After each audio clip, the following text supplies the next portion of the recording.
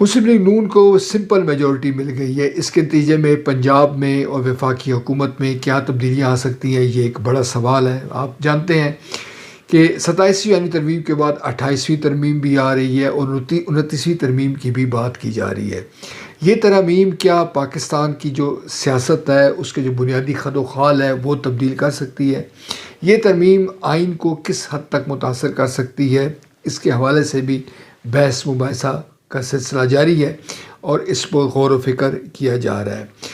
ہماری جن لوگوں سے گفتگو ہوئی ہے، جو ذرائع ہیں ہمارے، ان کا یہ کہنا ہے کہ اب ہمارے جو قومی سلامتی کے ادارے ہیں، ان کے حوالے سے ایسا کچھ نہیں رہا کہ وہ کوئی چاہتے ہوں کہ کوئی تبدیلی اس میں لائیں۔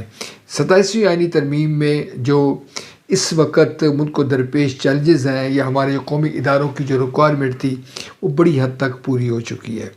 28ویں ترمیم اور 29ویں ترمیم میں اگر یہ کوشش کی جائے گی کہ وفاق کو کس طرح سے مضبوط کیا جائے، جو مسائل ہیں اس وقت وفاق کو درپیش ہیں، وہ بنیادی مسئلہ جو ہے وہ بجٹ کا حوالے سے ہے، اور یہ شکوہ بھی وفاق ایک سے زائد بار جو ہے وہ صوبوں کو بھی کر چکا ہے کہ جو مطلوبہ کارکردگی ہے وہ اس کے مطابق کام نہیں کیا جا رہا۔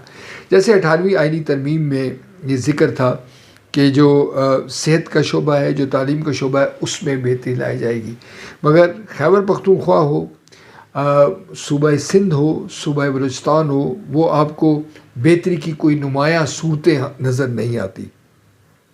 وفاق کا یہ شکوہ یقینی طور پر جو ہے وہ بجا ہے اور وہ اس حوالے سے صوبوں سے باز پرس کر سکتے ہیں۔ یہ ضمنی انتخاب کے بعد اب آپ دیکھیں گے کہ اگر کوئی تبدیلی لائی جاتی ہے اس حوالے سے، تو نہ تو اپوزیشن کچھ کر سکے گی، یعنی پاکستان تحریک انصاف، اور نہ ہی جو پاکستان پیپلز پارٹی ہے وہ کوئی اپنا اثر رسوخ استعمال کر سکتی ہے۔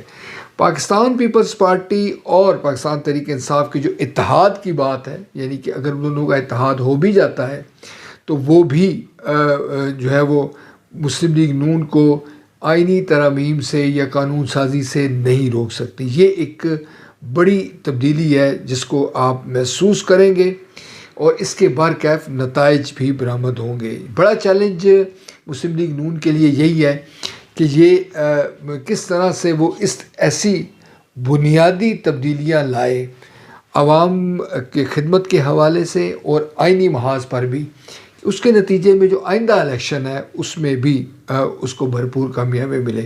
یہ نیریٹو مسلم لیگ نون کے خلاف پاکستان تحریک انصاف پوری قوت کے ساتھ